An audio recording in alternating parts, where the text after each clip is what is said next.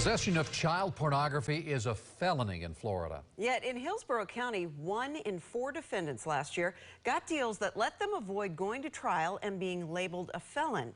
8 on Your Side investigator Walt Buteau is looking into why that is the case. Walt? Stacy and Keith, prosecutors and child advocates agree these crimes are sickening, but there's a sharp disagreement about punishment and what happens when someone admits they're guilty. Before they're caught, suspects lurk over keyboards sharing unthinkable images of innocent children. Child advocate Peggy Cornett wants harsher sentences. Those people are just as guilty as that person who initiated that very first photo. You got to understand. Tampa attorney Chris Regano was arrested last year after he was caught with dozens of images. As part of a plea agreement with the Hillsborough County State Attorney and with a judge's approval, Regano received withhold of adjudication. That means he is not a convicted felon and retains rights like voting and owning a firearm. His attorney points out he will still be a registered sex offender for life. So even though he's not a convicted felon, he still has all those requirements, which is no internet, and then random searches. Data we obtained shows last year there were plea agreements in 55 out of the 57 Hillsborough County child porn possession cases, and in about 25% of those cases, judges approved withhold of adjudication. The facts of all these cases are so disgusting they make you want to throw up. State Attorney Andrew Warren tells me withhold of adjudication has been used for first offenders who are unlikely to reoffend.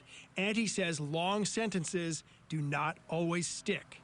You want to lock them up and throw away the key, but that's not the law in Florida. But the stats anger Cornett, who says the children are victims for life.